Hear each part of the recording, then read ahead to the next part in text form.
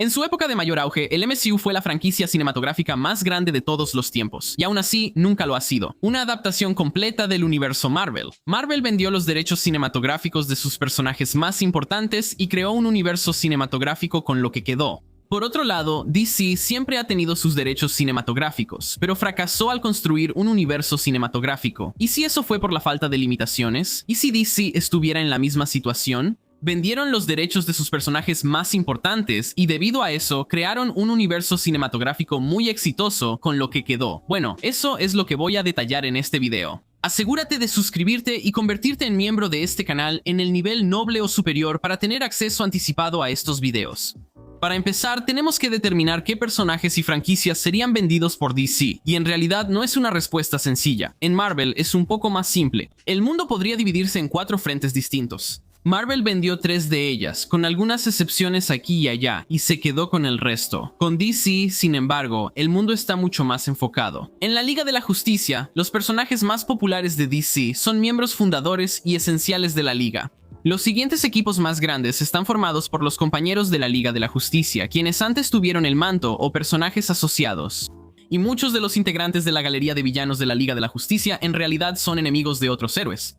Básicamente, mientras que la Liga de la Justicia es el equivalente de los Vengadores, y eso está claro, realmente no hay equivalentes claros para el resto, porque no puedes separar a esos otros equipos de la Liga de la Justicia sin que se sienta un poco incompleto, como si podrías separar de los Vengadores a los Cuatro Fantásticos, a los X-Men y a Spider-Man. A nivel de personaje, es obvio que el equivalente de Hombre Araña sería Batman, los personajes más recurrentes en sus respectivos universos. Dicho eso, Batman podría ser igual de fácilmente el equivalente de los X-Men, a nivel de grupo, ya que mientras los X-Men son el grupo más recurrente de Marvel, en DC ese honor le corresponde a la familia de Batman. De esa manera, el equivalente de los mutantes en este mundo podrían ser los miembros de la familia de Batman. Sin embargo, hay muchos más mutantes en el universo de Marvel que miembros de la familia de Batman en el universo de DC, así que vamos a complementar eso con otra franquicia. El equivalente a los X-Men en este mundo serían tanto Batman como Mujer Maravilla. En cuanto a Spider-Man, eso deja a Superman como el siguiente equivalente obvio. Y sí creo que eso funciona un poco mejor que Batman. De hecho, todo esto es importante porque mientras los equivalentes de los X-Men estarían ausentes durante toda la saga, el equivalente de Spider-Man se unirá aunque tarde. En cuanto a los Cuatro Fantásticos, ellos son el tercer equipo de superhéroes más recurrente de Marvel. El equivalente de DC a estos son los Jóvenes Titanes. Como mencioné anteriormente, los Titanes están bastante ligados a la Liga de la Justicia, especialmente en su fundación, pero también creo que tendría mucho sentido si Fox y DC compartieran ciertos derechos. Fox podría usar a personajes como Wally West, Roy Harper y Garth. Simplemente no pueden llamarlos por los nombres asociados con sus mentores, ni pueden tener mentores con esos nombres. Sony y DC también serían copropietarios de Darkseid, ya que aunque es un villano de Superman, también es un villano de la Liga de la Justicia y un nuevo dios, sobre el que Sony no tendría derechos. Muy bien, entonces DC vendió los derechos de Batman, Superman, Mujer Maravilla, los Jóvenes Titanes y tal vez algunos otros que realmente no valen la pena mencionar. ¿Qué podrían construir con lo que les queda? Bueno, me gusta la idea de que esta saga use la ausencia de ciertos personajes como su punto central. DC tiene una larga historia de universos y líneas de tiempo, separándose, reiniciándose, fusionándose, etc. Entonces, toda esta saga se enfocará en una versión del universo de DC que ha sido rota por una fuerza malévola que eliminó a ciertos héroes de la línea de tiempo y los llevó a sus propias líneas temporales. Para hacer espacio para su victoria, es algo parecido a lo que hicieron con Thanos y las gemas del infinito que fueron desarrollando a lo largo del camino. Para empezar, su objetivo sería simplemente reunir a la Liga de la Justicia de la manera más natural posible. La saga seguirá exactamente el calendario de estrenos del MCU, ya que se supone que esta es una versión de eso dentro del universo de DC. Estrenándose en 2008, Linterna Verde daría inicio al universo presentándonos al personaje de Hal Jordan. Hal es interpretado por Chris Pine. Una oportunidad perdida de casting por parte del DCU y ahora el DCU que creo que habría sido perfecta para ambos. De lo contrario, definitivamente este sería un punto de entrada más arriesgado para el universo que Iron Man. Hombre, entrar en el lado cósmico de las cosas desde el principio, pero será más como el nivel de Thor, en lugar de Guardianes de la Galaxia. La trama es similar a la película de 2011 pero con menos trasfondo. Sin Parallax, Sinestro aún no se vuelve malvado, y la sección de OA ocupa tanto tiempo como el que Iron Man pasó en Afganistán. Después de eso, regresamos a la Tierra y nos quedamos ahí todo el tiempo, mientras Hal lidia con convertirse en un héroe público y enfrentarse a Hector Hammond. En general, también, el traje y los poderes de Linterna Verde se ven mucho más atractivos visualmente. También conocemos aquí a un personaje recurrente que se volverá importante, John Diggle, quien investiga la amenaza extraterrestre en nombre del DEO, también conocido como el Departamento de Operaciones Extranormales. Hal derrota a Hector y consolida su papel como linterna verde del sector 2814, mientras él y Carol comienzan a salir, minimizando el papel de las identidades secretas. De ahora en adelante, el mundo se entera de que Hal Jordan es el linterna verde. La escena post-créditos muestra que Hal es abordado por la directora de la DEO, Amanda Waller, quien insinúa un mundo de superhéroes, sugiriendo que Hal no fue el primero. El primero de los héroes modernos en este mundo sería revelado como Flecha Verde, a quien he elegido como el equivalente a Hulk. Lo que esto significa es que los derechos de Flecha Verde también fueron adquiridos, esta vez por Universal Studios, quienes hicieron una película en 2003 llamada Flecha, mostrando la historia de origen de Oliver. En 2008, solo un mes después del estreno de Linterna Verde, lanzarían un esfuerzo colaborativo con DC para sacar una especie de secuela, en su mayoría un reinicio, película de Flecha Verde. Esta película se llamaría Flecha Verde, protagonizada por Justin Hartley como Oliver Queen y básicamente continúa desde la anterior, aunque después la anterior no sea considerada canon. Aquí, Oliver ha sido Flecha Verde durante aproximadamente un año. Cuando conoce tanto a su mayor aliado como a su mayor enemigo, Merlin es simplemente un arquero que intenta demostrar que es el mejor. Mientras que Canario Negro es una nueva vigilante con superpoderes en Star City, de quien Oliver se enamora. Ella es interpretada por Katie Cassidy Black, y Aeri, la hija de la anterior Canario Negro, interpretada por Julianne Harkavy, a quien vemos entrenándola de niña en un flashback. Ella heredó sus poderes de su madre, quien los obtuvo en un accidente. Oliver y Dinah terminan juntos y derrotan a Merlin. Conectando esta película con el DCU, Hal Jordan hará un cameo al final, mostrando que se enteró de los eventos de esta película. De ahora en adelante, los derechos de Flecha Verde serían complicados. DC podría usar al personaje tanto como quiera. Simplemente no pueden hacer una película de Flecha Verde sin la aprobación de Universal, y Universal nunca les dará esa aprobación. Saltándose 2009, Linterna Verde se estrenaría en 2010, haciendo mucho más por construir el DCU que por contar una narrativa coherente y concisa. En esta película, Hal recibe la tarea de investigar la conspiración de los Manhunters que se han infiltrado en la Tierra en un intento de tomar el control.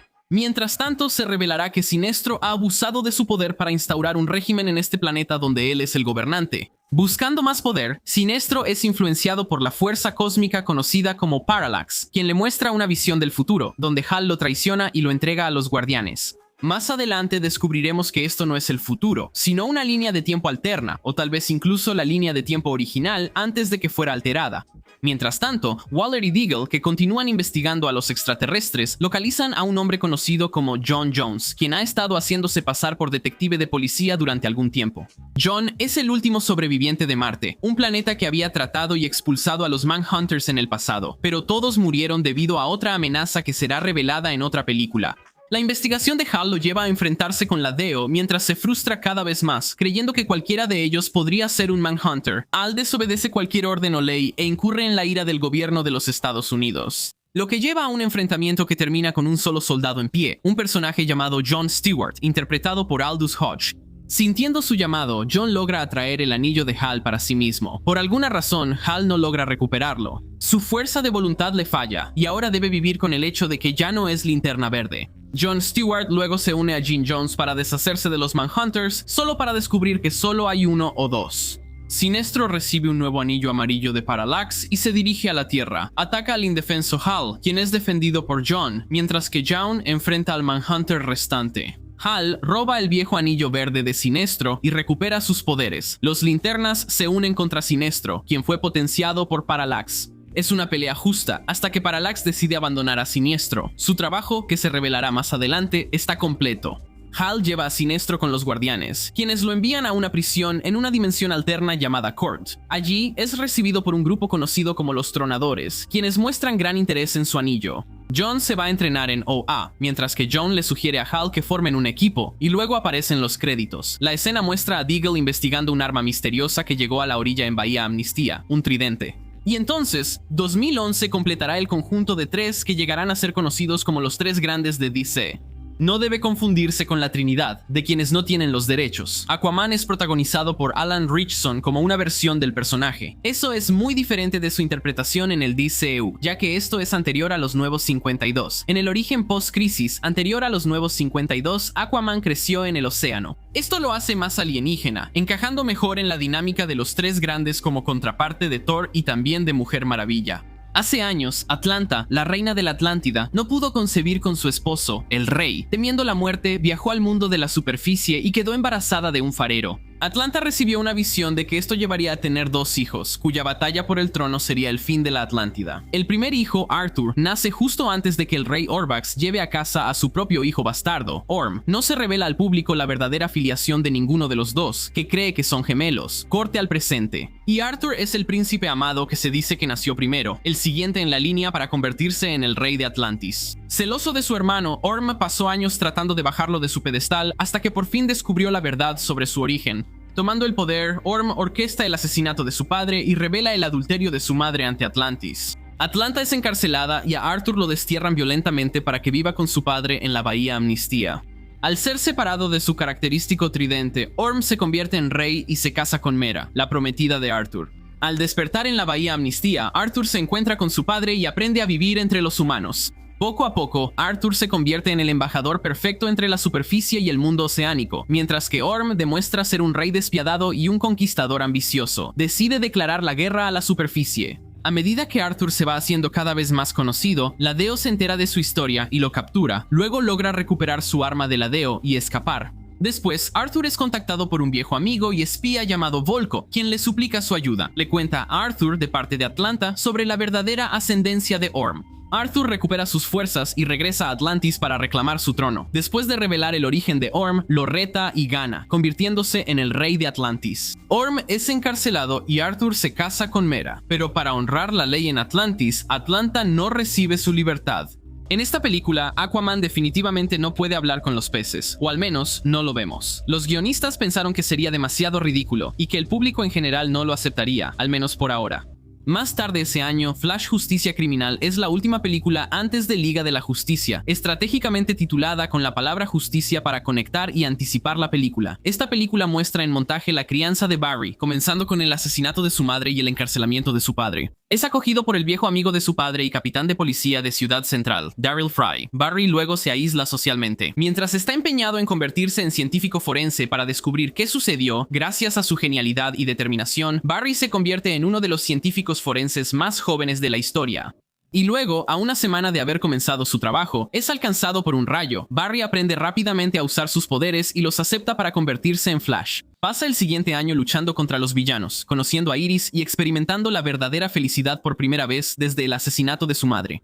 De hecho, le encanta ser Flash tanto y es tan querido por la ciudad que empieza a sanar un poco. Piensa en esto como la era de plata. Todo esto sigue para Barry Allen hasta el primer aniversario de su debut, llamado Día de Flash por la ciudad. Y todo cambia cuando Barry es atacado por otro velocista. Este velocista, vestido de amarillo, sabe el nombre de Barry, se burla de él con conocimiento de su pasado y fácilmente lo supera en velocidad. Entonces, algunos recuerdos reprimidos de Barry salen a la superficie, recordando el asesinato de su madre. Había una bola de relámpagos idéntica a esta. Flash Reverso secuestra a Iris y a Daryl Fry y amenaza con matarlos antes de revelar quién es. Eobard Thawne, un velocista del futuro y el mayor enemigo de Barry. Barry, atando cabos, finalmente se da cuenta de que Thawne es un viajero en el tiempo y el hombre responsable del asesinato de su madre. Thawne perdió sus poderes, porque si Barry Allen nunca se convierte en Flash, la fuerza de la velocidad nunca se genera y Eobard Thawne nunca se convierte en Flash Reverso. Así que hizo un dispositivo que generó el rayo que golpeó a Barry y luego lo impulsó lo suficiente. Al crear armas antivelocistas de alta tecnología que les dio a criminales comunes, hizo que se generara suficiente fuerza de la velocidad para que Thawne recuperara sus habilidades. Cuando finalmente lo logró, ya había pasado un año desde que Flash comenzó su carrera. Barry y Thawne pelean y sus enfrentamientos los empujan a través de la corriente temporal, donde Thawne planea matar a Barry y convertirse en una paradoja viviente. Barry llega al siglo XXV sin Thawne, conoce al Flash de esa época, se unen, pero Barry descubre que fabrica crímenes y lo entrega a las autoridades. Thawne también cae a través del tiempo y reanudan su pelea de regreso en la corriente temporal. Y mientras la cámara permanece en el siglo XXV, descubrimos que el otro Flash era Eobard Thawne. Acabamos de presenciar su historia de origen y la razón por la que odia a Barry. La pelea continúa hasta que Thawne se burla abiertamente de Barry por matar a su madre. Barry entonces se esfuerza pensando en salvar a su padre y logra superar a Thawne. Thawne es encarcelado y se revela que el traje de Barry tiene un dispositivo de grabación con la confesión de Thawne. Henry Allen finalmente es liberado. Esto significó revelar su identidad al juez y al jurado, pero debido a lo querido que es Flash, aceptan mantenerlo en secreto. La escena de los créditos finales muestra a Barry regresando a casa, donde es encontrado por J'onn J'onzz, quien ha venido a reclutarlo para un equipo. Fin. Esta vez, DC lanza algunos cortometrajes, conocidos como DC One Shots. El primero de ellos se titula Los Candidatos. John Diggle interactúa con Amanda Waller para hablar sobre vigilantes que posiblemente podrían reclutar para un equipo que la DEO está formando. Están de acuerdo en que Hal y John están descartados, pero discuten sobre Flash, Arrow y Canary, y John Diggle es enviado oficialmente a reclutar a los tres. Luego, solo un mes después, se lanzaría otro one-shot centrado en John Diggle, titulado Una cosa graciosa pasó de camino al tridente de Aquaman, mostrando una pelea en una tienda de conveniencia en la que Diggle se mete mientras se dirige a la Amnesty Bay. Esto, más que nada, funciona como una prueba de concepto para un spin-off protagonizado por Diggle que DC quiere producir. Y finalmente, para la fase 1, Liga de la Justicia en 2012 reúne a los héroes del universo de DC. La idea para el equipo surge de J'onn J'onzz, quien primero intentó reclutar a Hal Jordan sin éxito, y luego a Barry Allen, quien se unió con entusiasmo. Mientras tanto, el DEO ha estado monitoreando a los metahumanos y ha establecido lazos con casi todos ellos, incluyendo a Flecha Verde y Canario Negro, quienes, aunque no son miembros del DEO, están estrechamente asociados con ellos. Ahora, y son interpretados por nuevos actores que reflejan el cambio de reparto de Máquina de Guerra y Hulk, ahora son interpretados por Stephen Amell y Katie Lotz. El villano es Despero, un poderoso conquistador psíquico y un enemigo clásico de la Liga de la Justicia. La urgencia de John para formar un equipo proviene de su pasado. Despero invadió Marte con su ejército de dominadores, acabando con la raza pacifista de John. Despero, quien fue gobernante de Kalinor, perdió una batalla contra el cuerpo de Linternas Verdes y luego se ocultó. Modificó genéticamente a los dominadores. Poco a poco recuperó su fuerza después de exterminar a los marcianos, quienes se negaron a pelear. Sin embargo, fue derrotado una vez más por el cuerpo de Linternas Verdes. Desapareció hasta ahora. Él distrae al cuerpo atacando OA con su ejército de dominadores mientras se dirige a la Tierra en busca de un nuevo desafío. Despero comienza su ataque en Coast City, atacando a Hal en Ferris Air y hiriendo a Carol Ferris, todo con el objetivo de matar al Linterna Verde. Antes de que pueda alertar al cuerpo, Hal, desesperado, llama al cuerpo, pero John dice que están ocupados. Hal finalmente entiende el mérito de la visión de John, lo contacta. Medio minuto después, Flash aparece y saca a Hal dejándolo enfurecido. Hal ataca a Barry. Su batalla causa daños a la propiedad, alertando al DEO que envía a Flecha Verde y Canario Negro. J'onn finalmente llega y elimina la influencia de Despero. Se revela que la influencia de Despero fue introducida en la mente de Hal, lo que causó su enojo. Los 5 héroes se reúnen en la sede del DEO para comenzar a planear su estrategia. Al no poder evitar que se alertara al cuerpo de Linternas Verdes, Despero sabe que el cuerpo llegará pronto. Luego va tras Atlántida para apoderarse de un objeto llamado Warlagog, un artefacto cósmico. Allí, Despero controla brevemente la mente de Aquaman para que le dé acceso a las bóvedas de Atlántida. Mera resiste y es atacada por Arthur, lo que hace que él recupere el control. Él y Despero pelean, pero Despero gana y usa el Warlagog que saca de la bóveda para abrir un portal al nexo de poder de la Tierra. Washington, D.C. En la Casa Blanca, Despero se enfrenta al DEO y a los héroes. Manipula los miedos de John para hacerlo huir y luego controla la mente de todos los demás. Aquaman llega justo a tiempo para darle un golpe sorpresa a Despero, abriendo una pequeña oportunidad que permite a los héroes no ser controlados mentalmente. Canario usa su grito, Grunero dispara flechas, Hal lo ataca con su anillo, mientras Aquaman y Flash logran golpearlo una y otra vez. Sin embargo, Despero empieza a recuperar el control y a ganar terreno, resistiendo sus ataques y reafirmando su dominio. Justo cuando la situación cambia, Barry recibe una visión de la fuerza de la velocidad que le muestra la inevitable derrota en esta batalla. Al darse cuenta de que están completamente superados, Barry decide evacuar al equipo. Despero avanza sin oposición, tomando el control total del presidente de los Estados Unidos y obteniendo acceso a la tecnología más avanzada del país. El equipo se reúne de nuevo mientras se esconde. John está desaparecido, consumido por el miedo, pero Barry lo encuentra. Hal entonces da un discurso sobre enfrentar el miedo, reavivando la determinación de John. John crea escudos mentales alrededor del equipo mientras se preparan para una última resistencia. Despero combina el Warlock con la tecnología avanzada para crear un portal sobre Washington, D.C. y así invocar a su equipo B del ejército dominador. Los que no están atacando al cuerpo de Linternas Verdes. Hal pide un informe al Green Lantern Corps, pero todavía están ocupados luchando contra el ejército dominador. Y así, los héroes están solos mientras comienza la batalla final. Protegidos del control mental, los héroes atacan. Hal coloca a Oliver y Dinah en las azoteas para apoyo a distancia.